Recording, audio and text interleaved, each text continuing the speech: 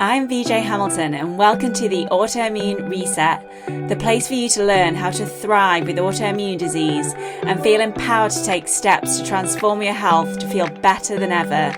You can start making changes today to improve your health. So with every episode, my mission is to share with you simple ways to up-level your diet and lifestyle with key learnings from my own journey reversing autoimmune disease and inspirational stories from those who have reset their autoimmune symptoms and are now thriving in life. I suffered from autoimmune disease for over 25 years and now I live symptom-free, and I wish the same for you as well. So thank you for being here and sharing this time with me. Now let's get started.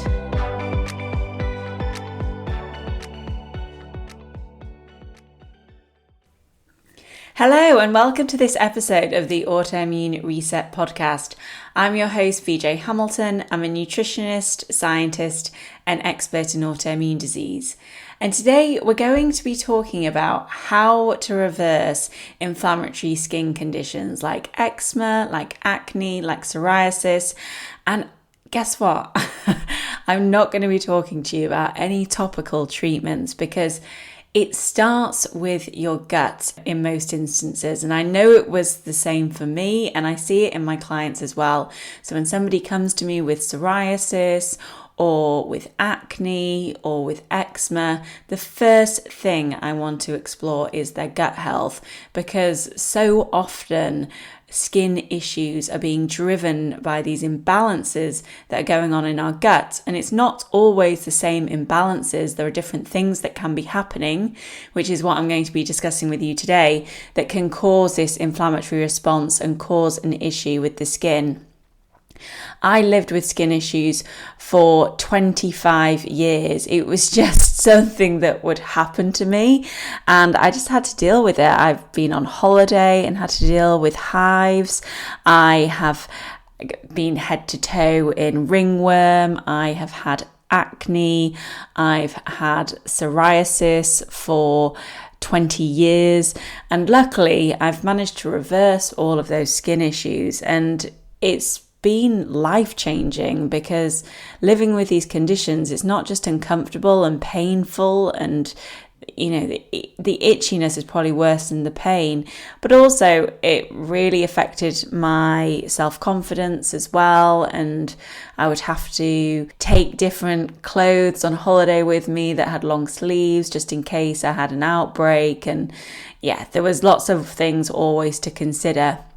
But once I started working on my gut health, I found that my skin improved. I would have the occasional flare.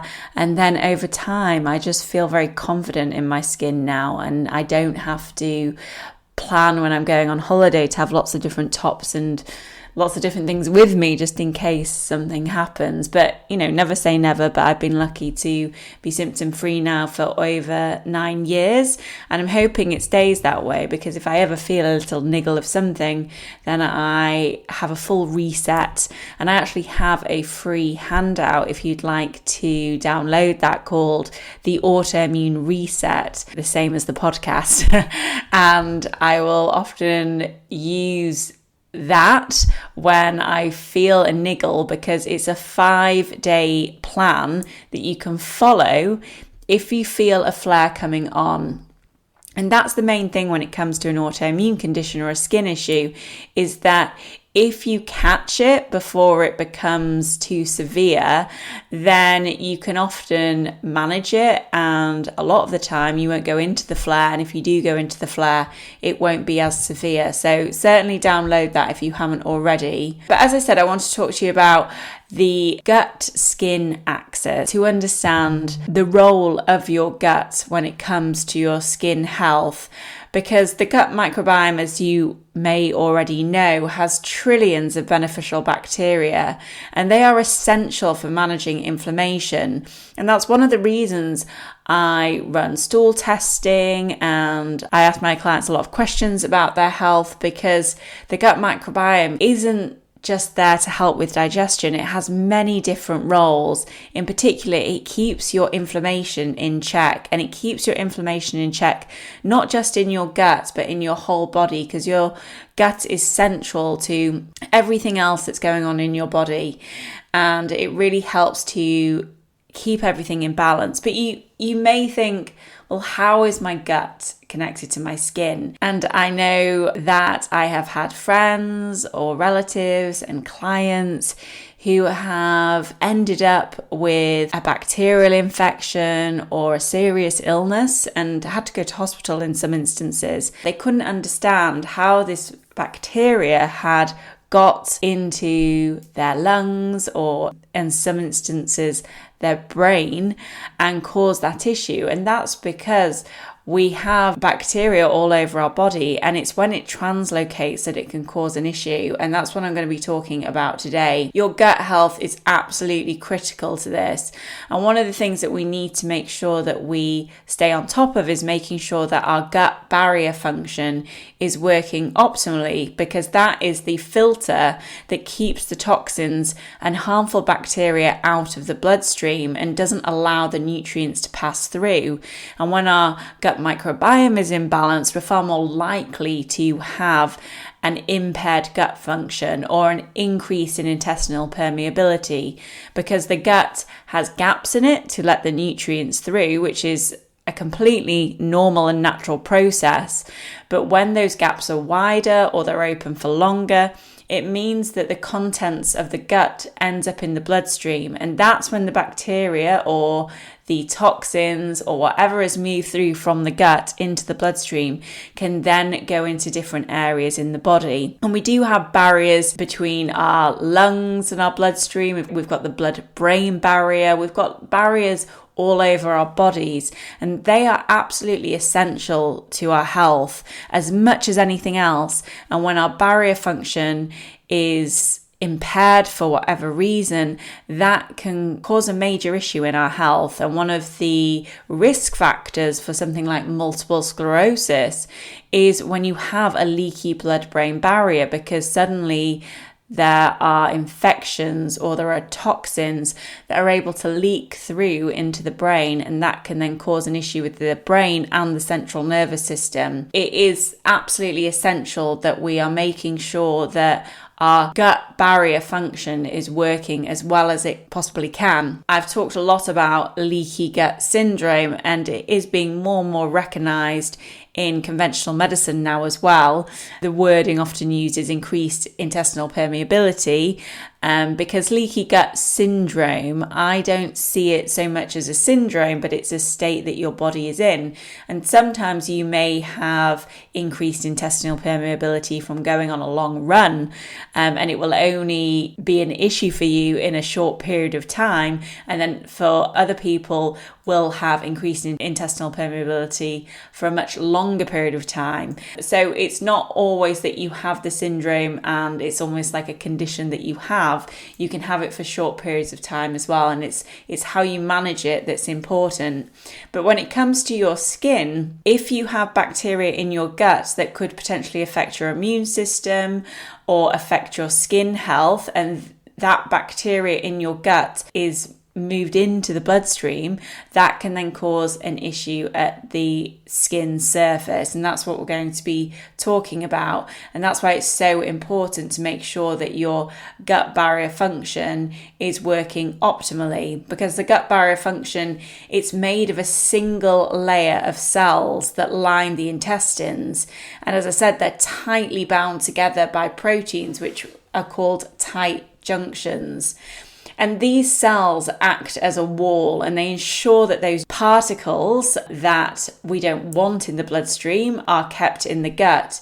But they also help those digested nutrients pass into the bloodstream. And obviously we want that, or we're going to end up being nutrient deficient. But when the gut barrier is compromised, these undigested food particles, toxins and bacteria can then leak into the bloodstream, and that will set off this inflammatory response. As we all know, inflammation doesn't just stay in the gut, it can reach the skin, and that is going to cause these inflammatory skin issues like acne, rosacea, and even premature aging, because one of the reasons that our skin ages prematurely is because there are lots of free radicals around the skin cells, and that's a state of oxidative stress. So when we have more free radicals and antioxidants, it causes aging, and that can be as a result of there being imbalances in the gut that is creating inflammation, it's creating oxidative stress, and that causes premature aging. And so it's absolutely vital that we're eating nutrients that support the gut barrier function. And one of the amino acids that's been well studied is glutamine, because glutamine can really help to close the tight junctions. So often if I suspect leaky gut syndrome in my client, we'll bring in some glutamine, or if they are doing intense exercise or they're doing other things that could create leaky gut for them, then we're bringing that in after those particular activities. And I'm just using running as an example because a lot of athletes that do long runs are more prone to leaky gut syndrome. So it's just worth staying on top of that if you are doing intense exercise, and you may not be. Leaky gut syndrome is also a massive risk factor for autoimmune conditions, and a lot of my clients who have autoimmune skin issues or arthritis or multiple sclerosis or alopecia, they will often have leaky gut syndrome, and glutamine can really help with that. It is also in collagen powder and bone broth, so you can get the natural sources of it as well. Zinc is vital for our immune system, but also our gut barrier function. So if you are low in zinc, you're more likely to have a compromised gut barrier, and also vitamin D. And I'm recording this in the autumn winter time, so the light exposure isn't as good as it could be. We need to be checking our vitamin D levels, because I know that many people aren't getting enough vitamin D in their diet. So if you're not supplementing and there isn't a lot of sunlight, then you could easily become vitamin D deficient.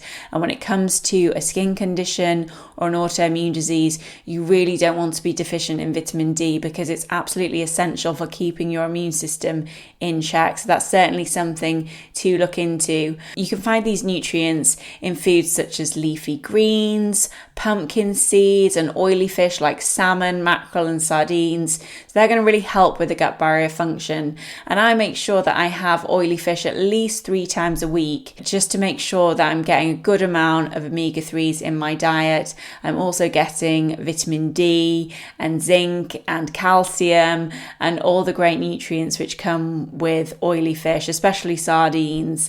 And I think I've had a few people who I've either spoken to or clients, and they've said, oh gosh, I downloaded your healthy breakfast meal plan and there were sardines on there, and then I looked at your other recipe guide and there were sardines on there. And I just realized, I do kind of push sardines on people, but I never used to like them. And I found that with flavouring sardines with lemon and lemon zest and coriander and frying them up with some red onions, it completely changes the flavour, and it actually makes them less fishy if that's the reason you don't like them.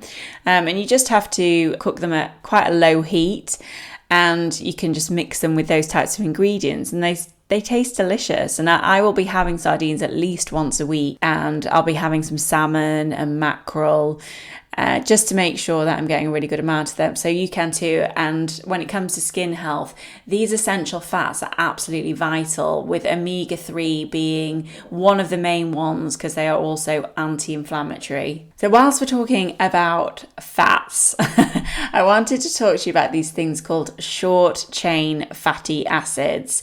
And these are powerful anti-inflammatory compounds which are produced by your beneficial gut bacteria. And the stool test that I run in my clinic, the GI-FX, I do run some of the other stool tests as well, but this is the one that I prefer, does test for your short chain fatty acid levels, because more and more research is finding that it's the metabolites, so these short chain fatty acids that are produced by the gut bacteria, are actually more important than the gut bacteria themselves. And you do need the bacteria to produce these, but what can happen is people can have gut bacteria growing and they're not producing the short chain fatty acids, so you don't end up getting the benefit from the gut bacteria that you have. So it's the short chain fatty acids that are extremely important when it comes to your gut health. And there are 3 main short chain fatty acids that have been researched. They are acetate, propionate, and butyrate. And butyrate is the most important for your gut and skin health. Butyrate supports gut health because it helps to nourish those cells in the gut lining and really promotes a strong gut barrier and prevents leaky gut. But additionally, short chain fatty acids have shown to have anti-inflammatory effects, and that means that they can help to reduce inflammation in the body, including the skin. So if you have an inflammatory skin condition, or you can have direct sources of butyrate in your diet by consuming things like ghee, as long as you don't have a dairy allergy. It's not just about the gut bacteria, it's not just about taking probiotics, it's about eating the right foods that is going to feed your beneficial bacteria so that they produce these short chain fatty acids. And butyrate has also been studied for its effect on food sensitivities. So if you are reacting to lots of different foods, which I find people will come to me and their tolerance to food is going down and down and they're not able to eat many foods, butyrate can help to increase your tolerance to foods in your diet, which means that you can eat more healthy, nutrient-dense foods, because the foods that my clients are reacting to aren't the obvious foods like gluten and dairy and eggs and soy and processed foods. They're reacting to everything. So by bringing butyrate in, or by feeding butyrate with foods high in soluble fibre like stewed apples and potatoes, actually potatoes, when you cook baby potatoes with the skin on and then you let them cool down, that has a much higher content of soluble fibre. So that can be a nice way to bring in soluble fibre if you can tolerate potatoes. But there are lots of other soluble fibres that you can bring into your diet, and that can help to feed your gut bacteria and produce short chain fatty acids like butyrate. And then you're going to benefit from the anti-inflammatory impact that butyrate has, which is particularly important for managing skin conditions like acne, eczema, and psoriasis. Over the last couple of years, I've worked with hundreds of clients with inflammatory skin conditions and autoimmune diseases. By increasing their butyrate levels, I have seen their symptoms improve just as a result of doing that. So it's definitely worth focusing on that particular element when it comes to your gut and skin health. Now, I did touch on this at the beginning, but I wanted to go back to bacterial translocation because it's something that interests me, and I think it's a major factor when it comes to these skin conditions, because now we understand that the gut barrier function is important and our gut microbiome and these short chain fatty acids that they're producing is vital for our health. Let's talk about what happens when the gut barrier function is compromised and we may have an overgrowth of certain bacteria in our gut, because the stool test that I offer, the GI-FX, will not only test for commensal bacteria, so the bacteria that you'd expect to find in the gut and the balance of that bacteria, but it also tests for some additional bacteria. So bacteria that may be residing in the gut but shouldn't really be there, and they certainly shouldn't be there and growing in high amounts. And I will find bacteria like Klebsiella or Citrobacter or Staphylococcus or Streptococcus often growing in the gut of my clients. And that can create an issue, because if you have a compromised gut barrier function, if you're not producing enough short chain fatty acids, or the gut microbiome is imbalanced, and you have these bacteria growing, they can then get into the bloodstream, and that's when this translocation happens. And I know there's been quite a few studies around Staphylococcus and inflammatory skin conditions, because this is a bacteria that may already be on our skin, but we don't want to get it into the bloodstream. But what can happen is the Staphylococcus can translocate from the gut, get into the bloodstream, and it reaches the skin, and it's there that it causes this inflammation, which is a common trigger for acne and eczema flare-ups. So by working with my client and helping them to eradicate or at least reduce the amount of Staphylococcus growing in their gut, plus working on their gut barrier function, it can really help with their symptoms.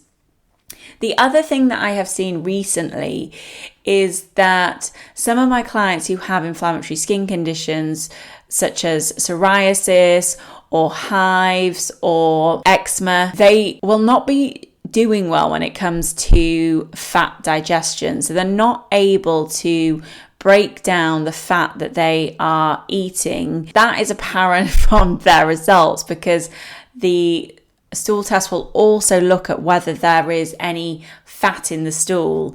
And if there is a high amount of fat in the stool, then it gives you that insight that if there's fat in the stool, then it isn't being broken down and absorbed into the body. So one, that could cause nutrient deficiencies, because a lot of our nutrients are reliant on fat in order to be absorbed through the gut into the bloodstream so that it can then be used by our cells.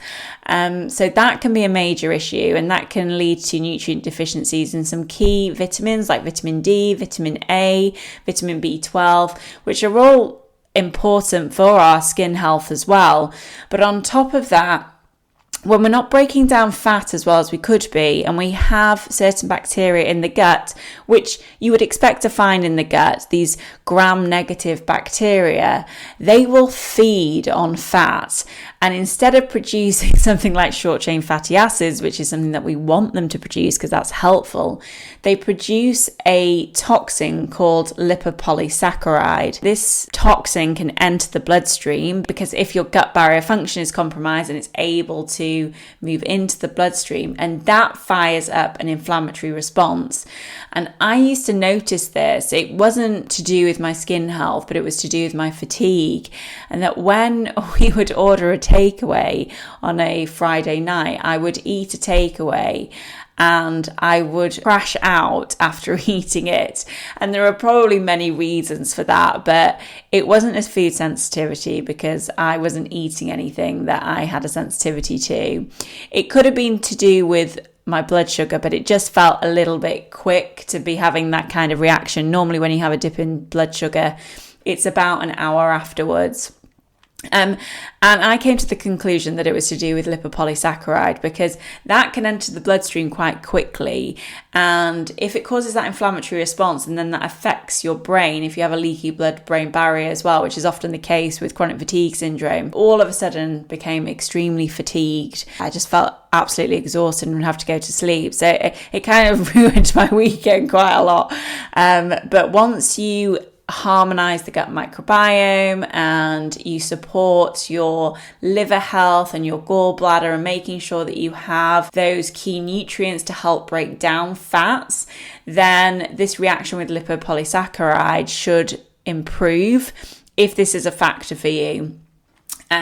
But there is just such a knock-on effect if you're not breaking down fats properly when it comes to your skin health. Not only are you more likely to have this inflammatory reaction, you could become nutrient deficient in some key vitamins. But on top of that, you need these healthy fats for your skin health. We need to make sure that we're eating plenty of omega-3s and even saturated fats and GLA that we get in evening primrose oil. All these fats are really important for our skin health. And if we're not absorbing them and not breaking them down well in our gut, then we could be deficient in fats as well. So if you do find that you feel very heavy after eating fat, or you have an urgency to go to the toilet after eating fat, or you just generally avoid fat, it's probably because you don't feel great after eating it, then there may be an issue going on with fat digestion. And that might be something that you can look into by doing a stool test, or you can focus on supporting your liver health with having citrus before a meal, making sure you're eating plenty of bitter foods, and supporting your gallbladder function as well. And some people find that by adding in ox bile before they eat, especially if you don't have a gallbladder, is going to help break down those higher fat foods. So we can see how all these processes that are happening in the gut are affecting our skin. And it's a question that I get asked by my clients when I ask them about their gut health and they've come to me with an inflammatory skin condition. Why is the gut so central to this? With acne, poor gut health may cause imbalances in blood sugar regulation. And that's one of the main drivers for acne, are hormonal disruptions, which can be caused by a dysregulated blood sugar response. That, more research is showing that it is to do with imbalances in the gut that can have this knock-on effect to blood sugar imbalances. And that can lead to an increase in sebum production and inflammation. And as we know, that leads to acne. Then when it comes to eczema and psoriasis, they are both autoimmune related in nature. Eczema isn't categorized as an autoimmune disease, but the more the research is looking into it, there is an autoimmune component to it. And we know leaky gut syndrome and low short-chain fatty acid productions are linked to these conditions and cause a worsening of those conditions. Then we have rosacea, which has been linked to small intestinal bacterial overgrowth. We haven't mentioned that specifically today, but I have done other podcast episodes on small intestinal bacterial overgrowth. But when we have bacteria located in the wrong part of our gut, that can create issues for us. It can cause issues with us absorbing certain nutrients. That can lead to inflammation, which we see in conditions like rosacea. And then we have skin aging, especially premature skin aging. I have looked back on some photographs of when I was in my early 30s and my skin was just in such bad condition for my age at that point in time. I don't blame myself for it, but when I look back, I realized that, something was definitely wrong, and you could see it in my skin as well. So if you have got premature aging, then you really want to be supporting your short-chain fatty acid production, which can support collagen production and reduce skin aging. Because when the gut is imbalanced, it can accelerate aging through that inflammatory process and through oxidative stress. There are many ways that we can support our gut health when it comes to helping to improve our skin health. First and foremost, it's good to understand what imbalances you do have, but there are other things you can do as well. As I said, supporting your liver health is going to be absolutely key to this, supporting your gallbladder function, and making sure that you are focusing on the basics to start with. Are you sitting down and eating your meals in a rested state? Because that's how we're going to digest our food better. Are you eating a varied diet and making sure that you're eating enough fiber and vegetables and healthy proteins? Because they're all important for our gut health as well. But you can also think about adding collagen-rich foods to your diet because they can help with the gut barrier function. I know there was a huge fad around bone broth at some point, but that is quite nice to bring in, especially during winter time. You can use it as a base for soups and add in lots of healthy foods that are antioxidants, like lots of leafy greens and colourful vegetables, and that can help to bring down the oxidative stress, which is going to help with your skin health. Fat digestion is absolutely key to this, so adding in bitter greens like rocket before a meal, or I like to have an artichoke leaf tea before I have a meal, just something that's bitter, or even bringing in some bitters and having those before a meal is going to help your body prepare itself for fat fat digestion, prepare your gallbladder to release those gastric juices to help you break down fats. So that's quite an easy thing that you can add in just before a meal to help break those down. And I'm sure you're not surprised with me recommending that you limit processed foods and sugar, because they are feeding the harmful bacteria in the gut. And the more that those harmful bacteria grow and thrive, the more likely it is that your gut is going to be imbalanced, the more likely it is that you're going to have those additional bacteria growing, and the more likely it is that your gut barrier is going to be compromised and let those bacteria into your bloodstream, which is going to fire up that inflammatory response. So I'm not saying you have to go completely sugar-free, but just minimize it as much as possible. I don't want anybody to feel guilty about the food they're eating, but you do need to look after yourself as well. If you do have something sugary, certainly enjoy it. But I live by the 80-20 rule now. When I was making the changes to my health, I was very committed, and I have had periods of time where I didn't eat any sugar at all.